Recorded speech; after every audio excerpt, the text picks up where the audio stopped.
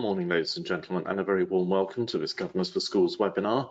Head Teacher Appraisal in 2021 is the focus of this morning's webinar, and it's bad form to start off with an apology, but one or two of you have already spotted, and I've just noticed that I omitted to actually update the date at the bottom of the slide there. So I assure you this is actually 2021. I must have actually overtyped a very old template, so apologies for that. Welcome, thank you very much for joining us this morning. For those of you that maybe are not familiar with the platform that we're using, if you haven't already located the go-to toolbar, there'll be a little orange rectangle with a white arrow in it somewhere in the top right-hand portion of your screen. If you just click on that, that will open the toolbar and it'll stay there for the duration of the webinar. That gives you access to download the handout. You will find the question panel, which obviously some of you have already located, which is great. If any questions, comments throughout, then please do keep those coming. We've got a lot of people joining us this morning, which is always great, but that does mean that we won't be able to respond necessarily to every single question individually, but what we will try and do is group those questions together and hopefully reflect most of the key themes that are actually coming through those. So with no more ado, we'll kick off. As I say, Head Teacher Appraisal in 2021 is what we're focusing on this morning. I'm Steve Barker, that's me on the left-hand side of the screen, and I'm joined by my colleague, Linda Waghorn. Morning, Linda. Good morning, everyone. And together, Linda and I represent Better Governor, which is an online facility for governors right the way across the country. And we're delighted to be here again this morning, providing this professional development for governors on behalf of Governors for Schools. As I say, this is your webinar, so please do keep those questions and comments coming, and we will do our level best to respond to them as we go along. As far as the aims for this morning's session are concerned, first and foremost, what we want to do, of course, is within the context of the roles of governors, actually look at how, and it's odd terminology for us to talk about governors managing anything, but we are managing the performance of head teachers within the context of head teacher appraisal. So that's what we're going to be focusing on this morning. We'll put that in the context, of course, of the statutory backdrop to appraisal, but also those expectations from the Department for Education. They're not necessarily expectations on Ofsted, but we'll also make reference as we go through to the way in which Ofsted look at this as well. But most importantly of all, of course, what we want to focus on is what best practice looks like in ensuring that head teacher appraisal is fair, compliant and effective. And of course, one of the key things, and we've had a couple of comments on the panel already this morning about fairness, is it should be reflecting the current context. So of course, what we will be thinking about is, given the past 12 months that we've had and where we are at this moment in time, how do we reflect that in the objective setting process this coming year? And I noticed as a quick comment on the panel there, can you send the slides? Just the slides are actually available to download now. If you click on the handout tab on the toolbar, you can actually download them yourself. Any difficulties, just let us know and we can send them out to you afterwards.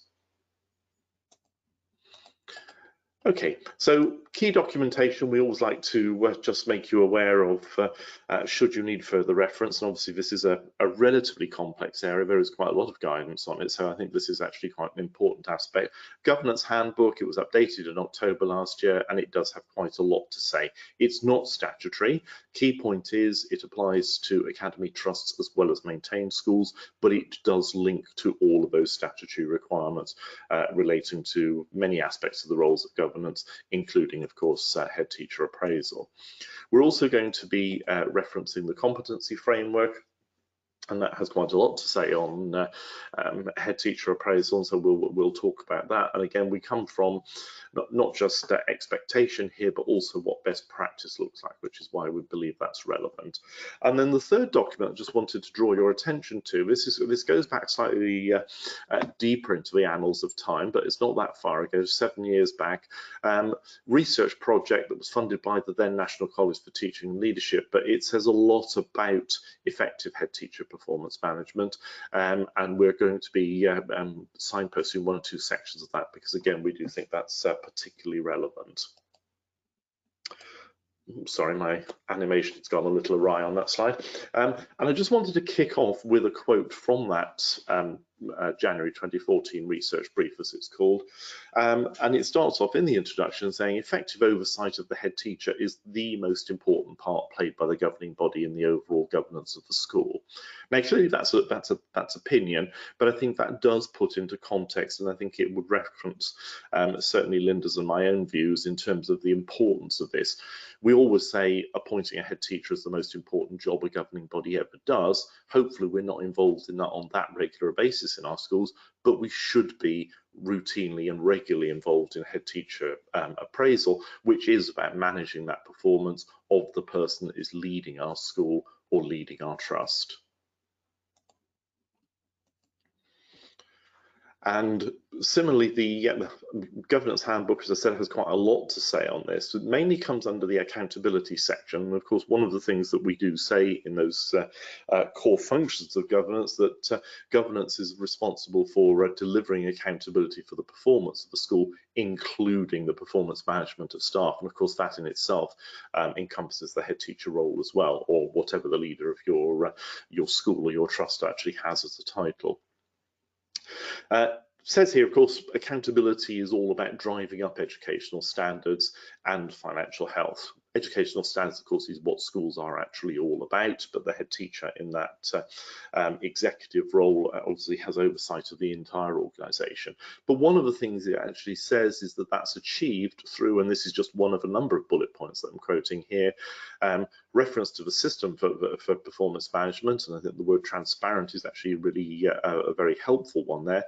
Transparent system for performance managing executive leaders, so irrespective of what the job title happens to be, which is understood by all in the organisation, and that means the school, of course, linked to defined strategic priorities. And I think the key point there is that what this is actually doing is saying this isn't a standalone element of governance. This is something that cuts across and actually joins all of those various strands of governance together. It's about the whole school, the organisation. It is about clarity and transparency, but it's also linked to that school vision, but also that strategic direction in terms of school development or school improvement planning. And we'll come back to those a little bit later. Competency framework has a few things to actually say on head teacher appraisal, but the most important one from our perspective is when we come on to again, the strategic priorities, but also the accountability. What we're saying there is under 2E, which is the second section on accountability, there is a specific competency called staffing and performance management. And the expectation here is that the knowledge and behaviours required by the board, I mean, governing body or board, whichever you wish to call yourself, to oversee executive leaders in their responsibility to ensure that the organisation has the right staff who are managed and incentivised to perform to the best of their abilities. So again, coming at it from a slightly different perspective, but the key thing here is that what we're saying is that there is a responsibility for head teachers, obviously, to ensure that they are effectively managing the performance of all staff in the school, specifically teachers we're talking about here, of course. And again, that's something that governors will want to have oversight of in terms of their relationship with the head teacher and their appraisal of the head teacher's own performance. So again, that idea of the right staff, that means the right staff with the right competencies themselves and performing at an appropriate level. And it's about how we manage them. And then, of course, the incentivization is about that link to pay. And we are going to talk briefly about the link to pay for head teachers at the end of this session. Just add a comment there, Steve, that this is from the governance competency framework. So this is about governors, so as a board, some kind of way in which you develop your understanding of how this is operationally managed in school. So you aren't expected to be doing this, as Steve's made very clear, but you are expected to demonstrate through the meetings that you have that you understand how the staffing structure is in place, you understand how the performance management cycle is organised, that you understand how staff are, you know, the rationale behind the decisions that are made about the numbers of staff and how they're deployed and so on, to ensure that you can confidently, when you are in that head teacher appraisal meeting, you can speak from a point of knowledge and a point of understanding. And of course, for most of us, that will probably be done through our, whether it's called a pay committee, salaries committee, one of the trusts where I'm actually chair, we call ours the appraisal and salaries committee. But it is about, as Linda said, it's about overview. But of course, our understanding of how that works across the organisation, across the school, does inform our view of the effectiveness of head teachers, of course. Okay, so excuse me, as far as the legal status of head teacher appraisal is concerned, and I'm very aware that obviously we've got governors joining us from maintained schools and academies today. It's slightly different in both, but I'll summarise our views on that in just a few moments. In maintained schools, it is a statutory requirement. There's a set of statutory regulations called, as you can see there, called the Education School Teachers Appraisal England Regulations of 2012, and they make it a statutory duty for governing bodies to conduct the appraisal or the performance management, whichever you wish to call it, of your head teacher or executive leader. It's slightly different in Academy Trust because although it's not statutory there, the appraisal regulations only apply to maintained schools. This was one of the freedoms that was given to academies back in 2010-11 when most of them were actually established. But it is very clear from the expectations outlined within the Governance Handbook, the Governance Competency Framework, and also the Ofsted framework. Ofsted expects governors to have appropriate systems in place to manage the performance of head teachers. And having said that, it's about expectations, it's about good practice, even though you don't have to in an Academy Trust, and many of you may have actually heard Linda and I say this in the past when we've delivered other webinars on behalf of Governors for Schools. Just because you don't have to, as governors, I think our responsibility is always to ask, well, actually, yes, we don't have to, but why wouldn't we? Why shouldn't we? If this is good practice, even if it's not a statutory requirement, then surely if we're interested in effective governance, if we're interested in best practice in governance, then it's something that we should actually be mindful of. So the road that we're taking this morning is very much that we would assume that hopefully you all agree with us on that, which is why you're here in the first place. Therefore, we're assuming that this applies equally to academies and maintained schools, even though the statutory imperative is slightly different between them. And it might look slightly different in an academy than it does. Back to that previous slide, in understanding how the systems and processes are and how it works, so that whatever part you play in this, and most academies will shape an appraisal process around something that looks very similar to this, but you understand how that fits in with wider evaluation processes for example have across their schools. Absolutely. And we come obviously, the role in both maintained schools and academies is usually delegated to a panel of governors. Excuse me. And there are one or two sort of myths surrounding this. So I thought we'd put this slide in, particularly for those of you perhaps who are new to the process, but even if you're not, just as a reminder, because this isn't necessarily standard practice in all schools, in all trusts, even though it should be. In maintained schools, the regulations actually state it is the role of the full governing body to appoint the panel. And I think that's really important, because the panel should be able to perform its function without any bias, without any impinging on integrity and all of those other important values that we hold dear as governors. But there are many examples in schools where perhaps that's not the case, but it is the responsibility of the full governing body to appoint that panel, and that should be done on an annual basis. So if in your board you have a business meeting in the early part of the autumn term, many schools do that in September, one of the tasks that we would always advise clerks that should be included on that agenda should be the appointment of the head teachers appraisal panel. And it's the role of that panel to actually appoint the external advisor. Again, the external advisor is statutory in maintained schools. It is considered to be good practice, of course, throughout the education system. So we would actually expect that academies would have that in place as well, although as Linda's just mentioned, there will be some variation from trust to trust, and in some trusts, for example, at local level, it may well be that some trusts think it's appropriate for the chief executive officer of the trust to be the person who actually fulfills that role of external advisor, because ultimately, of course, they are the line manager of the head teachers or heads of schools in individual establishments. Staff governors are the only people who are not eligible to serve on the panel, and hopefully that's for pretty obvious reasons, but we put that there because there are plenty of anecdotal bits of evidence around that in some schools head teachers say that parent governors shouldn't sit on this panel. That's not true. All governors should be trusted to respect confidentiality, etc., and it's for governors to prove that they're not trustworthy rather than it to be assumed, and therefore to prevent them actually taking on this role.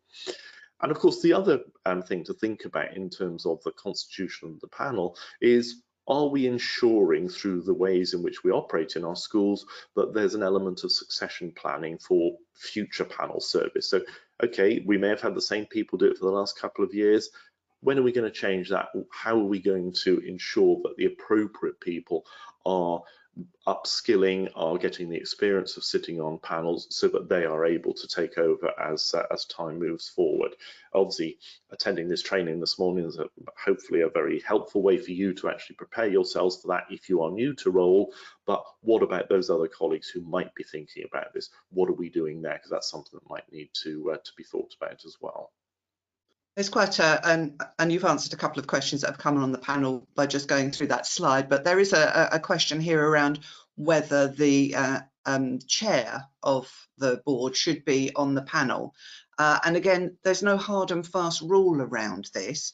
What you're trying to do as a panel is to choose the most appropriate people to sit on the panel with the right skills and understanding to do that.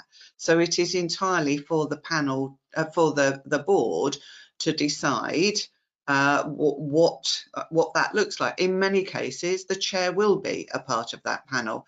In other situations, they have chosen to stand apart from that because of the relationship that they have with the head on an ongoing basis in terms of being that sounding board and whether that supports it or gets in the way of it. But there is no prescription about that. And I think that the reason that question actually arises is because there used to be, a few years back, there used to be a position called the external reviewer. So if the head teacher had any particular concerns about perhaps the fairness of their appraisal panel, they could actually appeal, but the appeal was made to the chair. That disappeared with the 2012 regulations, but I think a lot of people still hold on to that and think that the chair can't be. But as Linda says, it's open to all, and it should be about those people who are best able to or best equipped to be able to perform that role. A couple of questions about who should, how many people should be on the panel. The regulations for maintained schools say it's a minimum of 2. We would always advise that 3 is a far better number. That way, if it's needed, hopefully it won't be, but if it's needed, you can always have a majority decision. But also, if one person isn't able to turn up and you've got a panel of 3, you can still continue with the appraisal meeting with just 2. If you have 2, it's not possible to do it with one governor. That's outside the statutory framework. So minimum of 3 is what we would advise. We're also got people saying, can we expand on the role of the external advisor?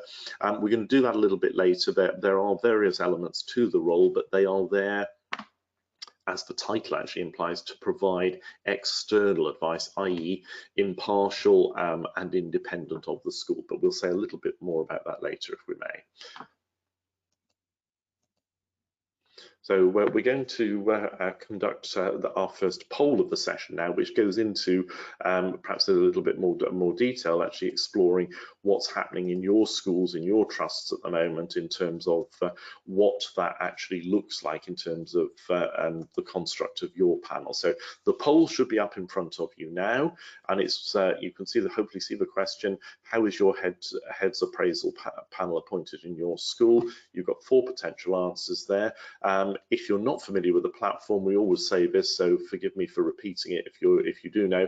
If for some reason it's slightly difficult to vote, try minimizing your screen. If you're in full screen mode, that should free up the voting panel for you.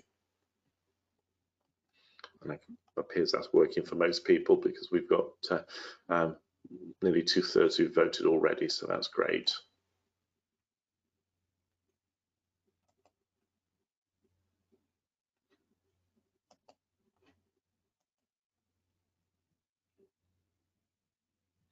Just while we're waiting for the last few of those votes to come in, Gillian's got a question on the panel at the moment. Can the head teacher refuse a member on the panel?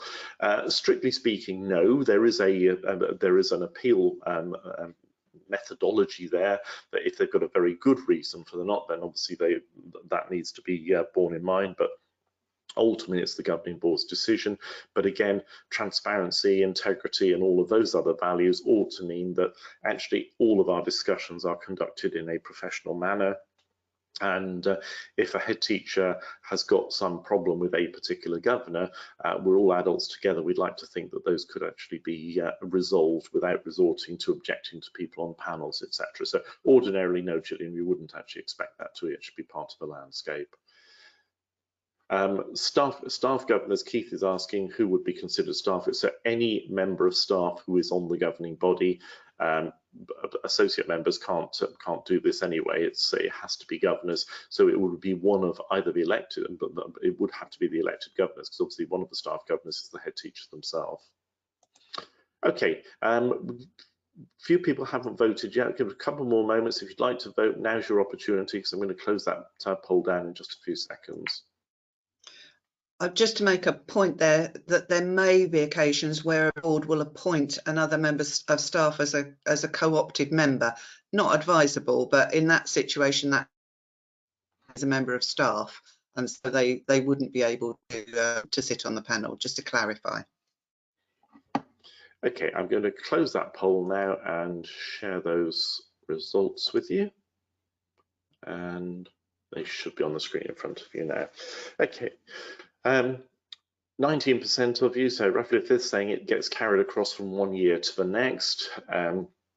Fair enough. That's not altogether unusual. It's not ideal for obvious reasons, because again that loses sight of the fact the governing body, the full governing body, has a role here to play. And of course, it doesn't actually do much for succession planning either. Similarly, just over 10% of you said the head and the chair sort it together. Not ideal, again, for exactly the same reasons. Just over half of you have said it is a full governing body decision. That's to be applauded. And we've got 18% don't know. If you don't know because you're new to the governing body, it might be worth finding out. Ask your clerk, ask at a meeting, etc. But again, bear in mind, the intention is this is a whole governing body decision, and in the interest of transparency, etc., that decision should be made based upon skills, as most other things are with regard to governance these days, and appropriateness to serve on the panel. Okay, I'll hide those results now, and at this stage I'm going to hand over to Linda. Thank you, Steve. So Steve mentioned much earlier on in the presentation the research that was conducted in 2014, and this slide captures the 10 key points of practice that sum up an effective head teacher's appraisal. There is quite a lot of documentation that supports the original research. Some of it is very useful and stands as a good backdrop, but this in essence is, and I'm not going to go through each one of them individually, you're pleased to know, but this stands as the captures the main essence from that piece of research. and it pulls in some of the things that we've already talked about managing staff overall, about making sure that there is that good balance and culture in the school that supports this. And if you think of a couple of the questions that were asked around who sits on the panel and can objections be made, this idea of relationships and a good culture and good working partnership between the governing board and the head teacher and the school leadership is a very key one here. And what we're going to do is we're going to take some of these areas and expand on them a little bit more and describe and explain a little bit more about how these then fit into the process of which governors are then a part. So let's think firstly about what we are talking about when we talk about performance management as a function, and mostly this is something that happens throughout the year, so it's not an event, although we are talking primarily today about attendance at a panel or committee meeting, members of the governing body to carry out that function. It is part of a much wider annual dialogue, and it goes it is carried on throughout school through those normal processes of performance management. So in most cases there will be a process that includes dialogue with your line manager on an ongoing basis, and in many cases your chair fulfills that function in terms of that ongoing dialogue between the board and the head teacher. But there is usually a mid-year review in the spring term, and then this formal appraisal meeting which concludes the whole process. So it is a cycle. There should be opportunities for dialogue at any part of the cycle, and the setting of performance objectives should be linked to the school improvement plan, because as we mentioned at the top of the session, this is all about school improvement and effective management of school performance and finances. So those key priorities for the school are the ones that the board have agreed in the school improvement plan, and therefore the objectives for all staff, but particularly for the head teacher who is leading school performance, should be clearly linked back to that school improvement plan. And there should be the event that we may be thinking of here, of the committee and the panel hearing. We should be thinking about what we have developed through whatever engagement we've had with the school. So that mid-year review may have included the get together of the committee. More times that hasn't happened this year in many cases. It wouldn't include the external advisor necessarily, because this is about checking up how things are going at that mid-year point. Where are we? What's changed? And you can see where mid-year reviews are really important when the school has some challenges, when the school has an event or events that may lead to having to look at those objectives again and reset them against that backdrop of what's happening. And in many cases, and we'll talk a little bit more about this in a moment, the last 15 months has really had an impact on how objective setting, objective achievement has rolled out across the whole of education, because things have changed so much. There should be a culture of no surprises. Nobody should reach their performance management meeting, their appraisal meeting, and not be clear about what the likely discussion outcomes might look like. The objective, school improvement plan, the way in which that line management over the annual cycle has happened. It should be clear what evidence has been collected and presented, what the expectation might be, and nobody should be surprised when they sit down in that meeting, because there has been this open dialogue and there's a deep understanding of the school as a whole. So this is underpinned. Sorry, Linda, just before we move on, there's a couple of questions on the panel about the mid-year review, and could we just expand a little bit on that? Obviously, it's unfamiliar to some. Okay, so again, this would be best practice and setting of objectives in the early part of the autumn term. We're looking at probably around in that sort of March spring period, the opportunity for the panel to have an informal dialogue with the head teacher. It might be done by a representative of the panel. I mean, with the amount of experience we now have in virtual, it might even be a virtual meeting from this point onwards.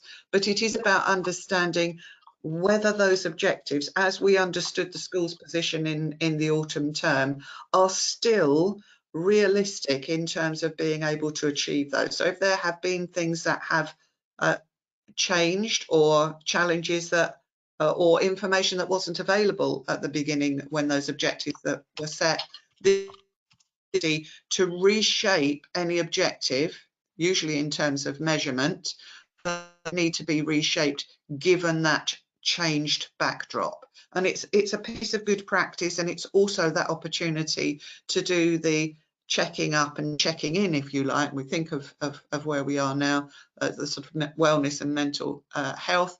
It is showing that interest. It is keeping that idea of performance management alive in that annual cycle. Anything you want to add to that, Steve?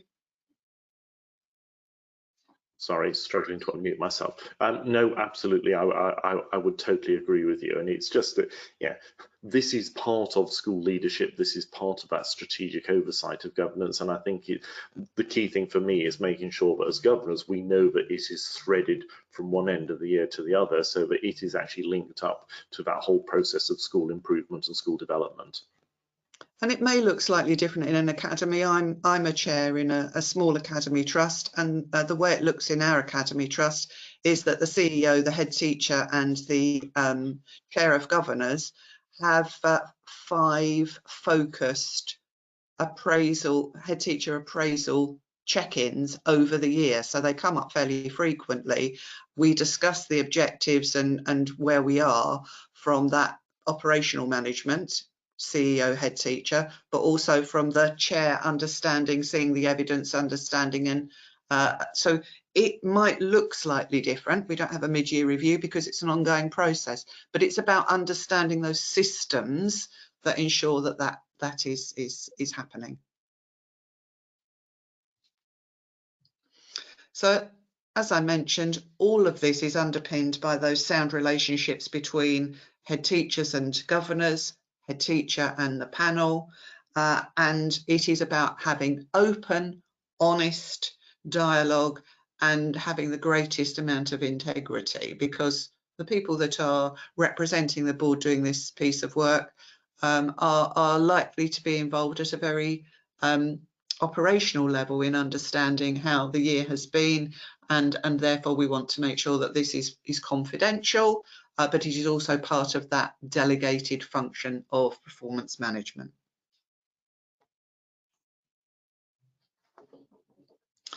So for those of you that might be new onto the panel, what might this look like for you? Well, understanding what that process across the year looks like, treating your appointment on the panel as part of that overall understanding what has happened already, and having some paperwork and some understanding of where the school is now, where you are now in terms of those objectives. Preparation for undertaking this role is everything. You do need to look back and be familiar with the current year's objectives and what information you might have had as a board to show how those things are going, because you will have in your board meetings have had lots of information to develop that understanding and support where you are. You need to know what the school development plan and self-evaluation, and that's SEF is an acronym for school self-evaluation form, and that might be that summary that you have received as a board, shows and indicates what the improvement priorities are for your school. And I'd also add here, although we've not got this year's performance measures in terms of data because we haven't had public examinations and SATs tests, what we will have is some kind of assessment information that supports where we are against those improvement priorities. So it is likely that we are behind where we expected to be this year for some or most pupils in some or most areas, and we need to understand what that looks like because it will help us in understanding and agreeing the objectives that are set for the following cycle. And talk to the other members of your panel, get an understanding of what it looks like in your environment, what how it operates, and their experience and can be passed on, and their practice and their good practice can be shared with you in order to support you in feeling comfortable in doing this role. And hopefully there are a lot of you who are new to the role, because what we want to do here is to allow the opportunity of new members coming onto this panel to gain that experience so that there is a sustainable model for the future, and that new look at things is a challenge to maybe some of our practice that has got a bit stale. I always encourage that new voice to ask those naive questions, because it really supports some of that integrity, if you like, in saying, are we being challenging enough here? Are we clear that we understand what the future looks like, and how we look at the evidence and be realistic in our evaluation of the school's current performance and where we might go in the future.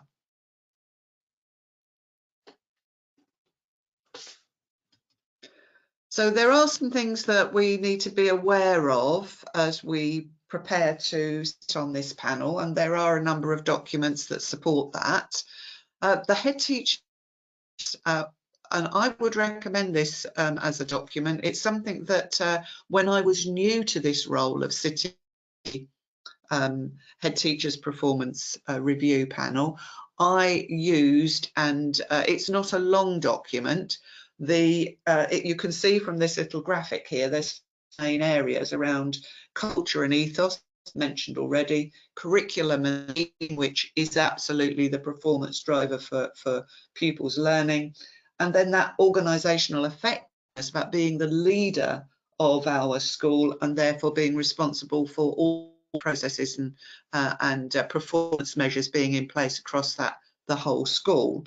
But this is a document to give you an oversight of what being a head teacher involves in terms of areas where you can start to think about the different domains, and there are domain areas that cover all of those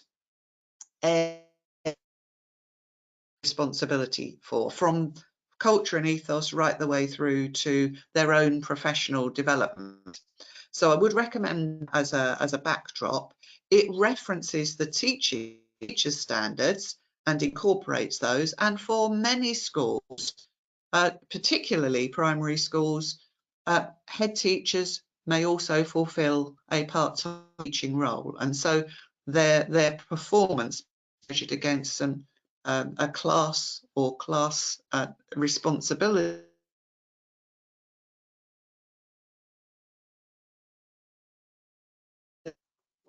I think we've lost your sound, Linda. I may jump in a moment.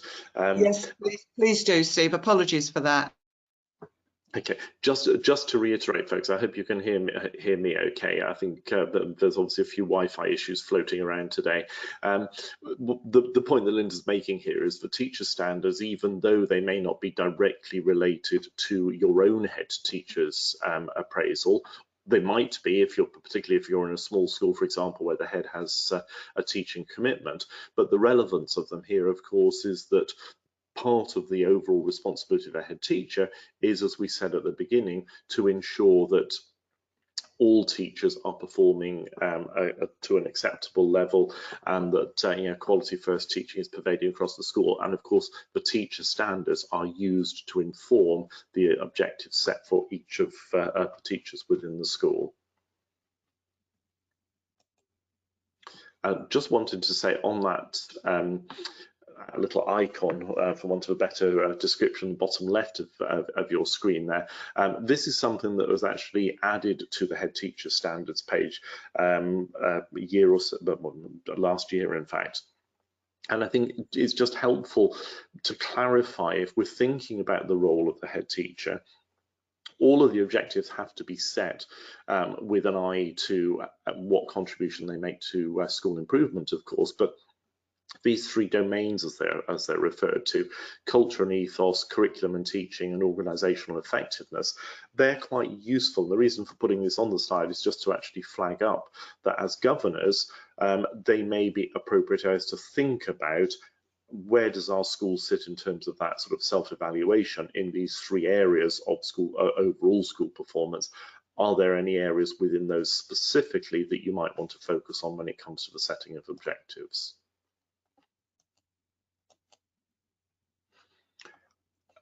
And the objective setting, Linda, please do feel free to jump back in if you're confident your sound is actually up and running again now. It's difficult to know until people feedback, so apologies for the poor quality this morning. It isn't normally a big issue, so apologies for that. It might be helpful, Steve, if you're hearing my voice, that you can, that it's still fuzzy, that you jump in and it's still breaking up a bit, so maybe I'll plow on then. In that case, apologies, okay. folks. Okay, so the next session really is moving on to think about objective setting, and I know this is something that had lots of comments on the panel already about objective setting, and forgive me if I was curt in typing lots of very quick responses saying we're coming to it, but we are. The next and the final section of this session is all about that. So Linda mentioned no surprises as a culture that's hopefully pervading across all of our organisations anyway. What we mean by informed by the culture of no surprises is, of course, that if we're having those mid-year reviews, if we're having that ongoing dialogue, if as governors we're ensuring that we're keeping our own knowledge, practice, awareness of what's going on in the big wide world as well as in our own school, then obviously we're bringing that to objective setting. It shouldn't be a surprise. We should already be going into those meetings knowing what are the areas, the main priorities for improvement in our school, because that's what governance is actually all about, and that's what we're saying by that should be informing the process of objective setting. We do need to ensure that our knowledge of the school is actually kept up to date, and of course that's knowledge of school context, because that may be changing. National context, of course, you know, the obvious one there is COVID in the last 12-18 months or so. Pupil performance data, of course, the context there isn't any national data at the moment, and any other aspects of school performance that may be relevant. And of course, what we are saying, those objectives, if we think about what the regulations say, they should all be rooted in school improvement. There are still some external advisors out there in the big wide world who insist that there should be a personal one, a whole school one, and one about professional development. That's what the model back in 2007 used to say. We have moved on. Clearly, some external advisors haven't moved on in their thinking or their knowledge of the framework, but all head teacher appraisal objectives should link to school improvement. And of course, generally speaking, what we need to ensure as governors is that we are drawing on a range of evidence. That could never be more important than it is at the moment, of course, because we actually do not have perhaps the full range of evidence at our fingertips that we might, or we won't, certainly in the autumn term this year. We would usually, as a very significant input into the process of setting objectives, be looking at the published data, be that the Ofsted inspection dashboard or the analysed school performance, the ASP report. There will be no national data. There wasn't last year, so we've only got the 2019 data, and of course that is not terribly relevant when we're talking about performance objectives for the next 12 months. So what we need to ensure is more than ever now that we're thinking about a range of evidence, not just informing our objectives, but also perhaps informing the success criteria that we might actually attach to those. And we'll come back to that a little bit later. Again, not wishing to insult anybody's intelligence, I'm sure you're all very well aware of the concept of SMART objectives. This is mentioned significantly within the regulations. The idea is that all of the objectives that we set fulfill this idea, that it meets the requirements of this acronym. But of course, the important element here is that this is within the context of education. Some of you, undoubtedly quite a number of you, will have experience of appraisal elsewhere out in the big wide world beyond education. This is about how we apply that knowledge in the context of a school. So not all of the ways in which we would do things in perhaps our own realm of employment are going to be relevant, but what we do have to ensure is that we are still making sure that by using the 5 elements of this acronym here, that we're actually having a fair process, and again that transparency is key there as well. Just an example here that we've put this together primarily because, of course, one area that lots of people will be thinking about at the moment is the Ofsted framework. Ofsted haven't been operating as normal for over a year now.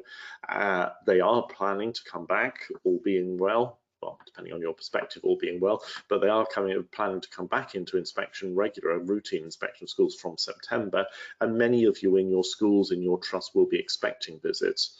So lots of people might be tempted to put objectives together about Ofsted. I would suggest that's possibly not the best practice. This is actually about head teacher performance. It's about the school overall, of course, in terms of school improvement. We're not doing what we're doing because Ofsted are coming. That's a phrase that we've used in lots of training sessions. However, objectives that do reflect what perhaps the school is doing because there is an eye to Ofsted will not be unusual. I would just advise against using the word Ofsted in any of your objectives. Curriculum, of course, is the backbone of the Ofsted framework at the moment, has been since its introduction in September 2019. And this objective, you can see top part of the slide there, the objective is that the head teacher conducts a full curriculum review of early years foundation stage to ensure that the requirements of a new framework are fully embedded in quality first teaching in the reception class, or year R as it's often referred to. Now, you may be from a secondary school, you may be from a key stage 2 only school. You can change a few of the words here and make it appropriate to, let's say, the relationship, sex and education, and health education curriculum, and change the year groups, change the key stage, etc. But the principle is the same here. What we're talking about is the role that the head teacher plays in leading that drive, leading that process through the school. And obviously the role of the head teacher is leadership in everything that they do for the most part. The objective itself doesn't necessarily, I think it goes a long way to fulfilling those SMART objectives we talked about on the previous slide, but you can amplify those, you can exemplify them through the success criteria. So the success criteria are absolutely crucial in then ensuring that we know, even if we're the people that are setting the objectives, even if we've got a different panel next year, if we've got clear success criteria, it becomes pretty obvious to everybody how those objectives can then be evaluated ultimately and judged at the next review meeting. So success criteria says we have a compliant curriculum map by July next year. There is evidence from learning walks or lesson observations, whatever we want to call them, that demonstrates both teaching and learning are effective and reflecting that new framework, the new statutory curriculum that is. And forgive me if you're not familiar with early years, percentage of GGL, I couldn't have got this all on the slide, that's just good, and in fact it's a typo anyway because it should be GLD, it's good level of development, and that's just one of the performance measures used for early years. And the idea is that the success criteria says that the percentage achieving that by July, in other words by the end of the next academic year, reflects how appropriate the curriculum is to the needs of those pupils. And again, all of those we can adapt to the relevant key stage, the relevant age, etc. So, and I hope you, Steve, here, but that there's also about something here around the objectives being relevant to the stage of the head teacher's career. So if you've got a very new head teacher, it might look a little bit more operational in nature. If you've got a very experienced head teacher, it may look a little bit further thinking and more, it may be slightly different or work across more than one school. For example, particularly in academies, it might be about that share of practice or modelling practice. It's important to understand where your head is in terms of their career and be supported by and listen to the advice of your external advisor in order to help shape meaningful objectives, not only for your school, but also for the stage of the head's career. Absolutely, and that will vary from authority to authority. It will vary from trust to trust. It depends how the appraisal process is actually conducted in your individual setting. I lead a team of people, and one of the services that we provide, because we head up a governance services unit, one of the services we provide is delivering external advisors to schools and trusts, and we provide them with a template. And one of the things that we always put at the bottom of the template is, after you've agreed the objectives, are there any elements for professional development, in other words, for training and professional development of head teachers? And again, particularly relevant there, as Linda says, if it's a new head teacher. And you would expect your external advisor, because as governors, we're not necessarily experts on what's available and what the landscape looks like there, but you would expect input from your external advisor there. Again, particularly relevant to the stage of the career. Doesn't have to be new head teachers. You might have somebody who's perhaps in the middle of their career. Appropriate professional development there may be to consider one of those national professional qualifications for school leadership if they're not already possessed, or other relevant developmental work. Okay, sorry, the quick question I did notice on the panel, somebody saying, what's a curriculum map? Sorry, that's me using jargon. A curriculum map is just another name for a plan. So in other words, we've got a curriculum plan in place that says the delivery of the curriculum over the 12-month period meets the requirements of the framework. And there is a new statutory framework for early years. But in the same way as I used the example before of relationship, sex and health education, there are statutory requirements within the guidance there. So a curriculum map or a curriculum plan would show where all of those statutory elements are being delivered across the year. And that's all it is. It's just mapping out what you plan to do and when you plan to do it. So apologies for that.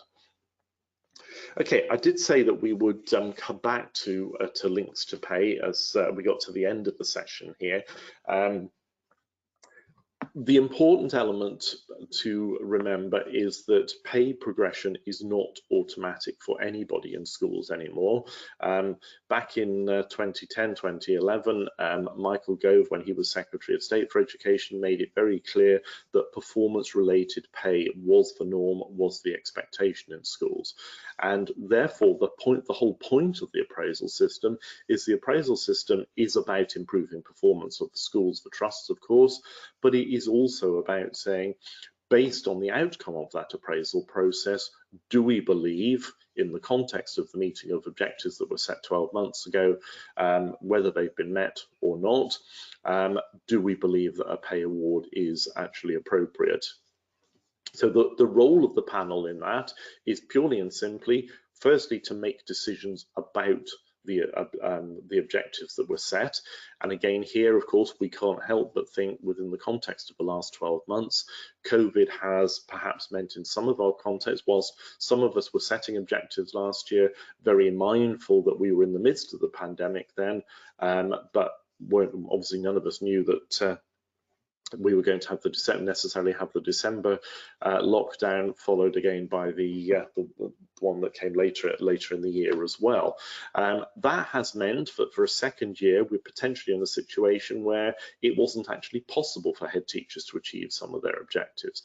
So the advice is that what we need to be thinking about, and this sits in the regulations quite comfortably anyway, that we take perhaps a slightly broader view as governors serving on panels, where we're actually saying, what was overall performance like? So for some schools historically, and I'll just draw a parallel here, if the school had set certain objectives, if the governing body had set certain objectives through the panel for a head teacher, but the school then had an unexpected Ofsted in the middle of the year that was particularly successful, then clearly that feeds into that concept of overall performance. And even if one objective wasn't met for whatever reason, you would take that broader picture into consideration. I think that's the territory that we're in here and now in 2021, and I think governors have to be very mindful of that when we're having those considerations about pay.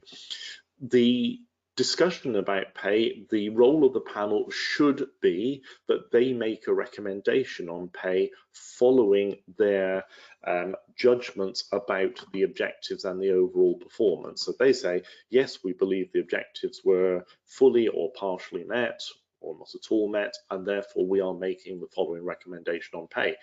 Perfectly acceptable to make a recommendation to say that you don't believe a pay award is appropriate.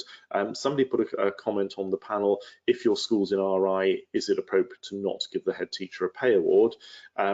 As a general rule, I don't think that is acceptable. I think it's all about the individual circumstances of the school in every single instance, and therefore your school may be an RI, but actually you might have a new head teacher who's done a sterling job galvanizing the staff, putting an improvement plan together, which absolutely is going to take the school out of that.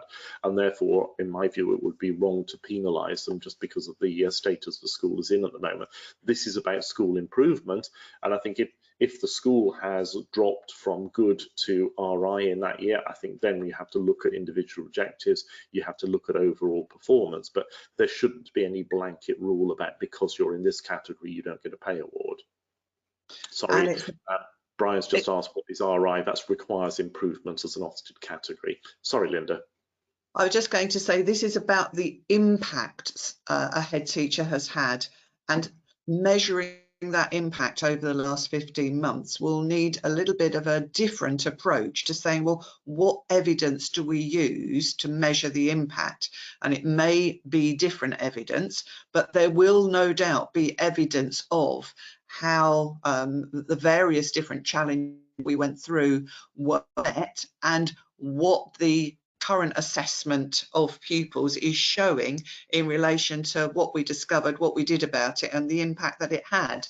And it will look different, but it should be there, and therefore we should be in a position to be able to make a judgment about the impact or not that the head teacher has had, and therefore discuss what is appropriate in terms of pay as a result of having had that positive impact. And there'll be many schools will work with a school improvement advisor or other external input, so there may well be some other evidence that supports the judgment the school is making about itself. Okay. Quite a lot of comments on pay here. Obviously, this session is primarily about head teacher appraisal. It leads to a recommendation on pay, but just for clarity, in the maintained sector, it is a statutory requirement to have a pay committee. You don't have to call it a pay committee, it can be called anything else, as we said earlier, but the recommendation should go to that committee. The idea is that there is some separation here, so you haven't got a cosy group of governors who are very pally with the head teacher who just push this through on the nod. I'm not suggesting that happens in your schools at all, but there have been occasions where that has possibly happened in the past. This is about separation of duty and responsibility here. So the recommendation would go to the pay committee, and then it's for them to actually make that. Lots of people are saying we've got head teachers at the top of their pay range or pay spine. Yeah, that is where you've got head teachers who are particularly effective, who have been in post for some time. That can be the case.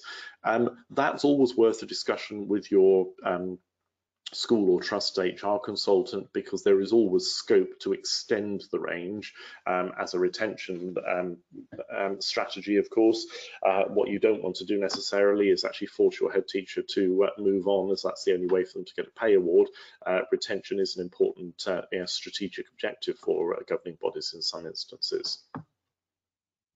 So I'm just mindful that the clock is ticking on. So just wanted to actually add this final slide. And we've touched on a few of these issues already, but obviously the context that we have at this current time, we have to bear in mind that the academic year that we're in at the moment has not been the year that we thought it might be. It's not necessarily the year that schools planned. Therefore, I think as governors serving on panels, we have to modify our expectations based on that. Mentioned about the fact that performance data is not available. It wasn't last year, it isn't this year. So great sort of degree of caution on using national data from 2019. I think we need to think about some of those other sources of evidence that Linda talked about earlier. We haven't talked about workload or workload pressures today yet, but hopefully that is on everyone's agenda right now. Governors for Schools has done a lot of work on the idea of teacher workload and some of the implications of that in terms of well-being and mental health, etc. We can't lose sight of that, and therefore there has to be a recognition of what has happened and the impact that's had on a head teacher workload during the last 12 months. Also something to think about is, has there been opportunity? Lots of schools have not fully updated their school development plans. That's still something that's in process at the moment. Similarly with self-evaluation. Do you need that? Is that going to be ready for appraisal? Is that a gentle conversation that needs to be had with head teachers now, so that by the time we come to the autumn term, when most of us will be engaged in this process, we have the documentation appropriate that would actually inform objective setting next time round? And of course, new objectives for the year that is going to start in September, they should reflect sorry, that should be a K in there as well, what we know, but also be mindful of what we don't know. So this year wasn't the year we planned. Let's hope next year is actually one that's subject to less disruption, but we don't know. So we should actually be mindful of that when we're setting objectives, we would suggest. And that brings us just about to the end of what we wanted to say, folks. I'm sorry, it seems that one or two of you have had some internet or internet connections or Wi-Fi issues this morning. It may be weather conditions, I don't know, but I think it's a week for bad internet this week. But if there are any final questions, I don't know, Linda, whether there are any on the panel that you've spotted that we can address at this point. I think we've got several about that and where head teachers are on the pay scale, but as I say, those are things that need to be perhaps articulated during that meeting. You don't have to have this conversation with the external advisor, but I would suggest that if you've got any concerns about head teacher pay and your scope as a governing body to move within that, involve your HR consultants, because they'll certainly be able to help you there.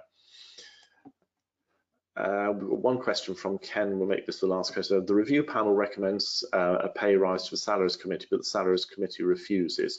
I think we have to think long and hard about the role of the salaries committee. The salaries committee should have terms of reference which make it absolutely explicit. They would need very good grounds to actually refuse the pay award. The role of the committee is not to act as a shall we, shan't we? It is more to say, does the evidence that we have for recommendations on pay awards, and for all other staff, of course, the recommendations will be made by the head teacher, but in the case of the head teacher made by the panel, does the evidence demonstrate that we have acted within the law, we've acted in accordance with our own policies, and above all else, we have been fair in terms of equalities law and the treatment of our staff? And if all of those things apply to the head teacher in exactly the same way they will do to other staff, there is no reason why the panel should refuse it. Certainly inaffordability is not an excuse, and the governing body, the school, the trust will find itself in very hot water, potentially constructive dismissal claims, etc. on that basis. So Budgets should always be based on assumptions that pay awards will be made, and therefore they are planned in for that. So I think you have to reflect long and hard, and if you'll find yourself in that situation, Ken, I would suggest that you seek advice from whoever you get your governance support from, and possibly from HR as well. Just to say, obviously, folks, thank you very much indeed for joining us this morning. We hope you found the session helpful. We will, as ever, go through the question panel after the event, and if there are any specific questions that we've not responded to, we'll get back to you individually on those. But just to say thank you very much indeed for joining us. We hope you found the session useful today. Apologies for some slight technical issues on our side, but we look forward to seeing you again in the very near future, I hope. Enjoy the rest of your day. Thank you for joining us, and above all else, stay safe. Thank you. Thank you.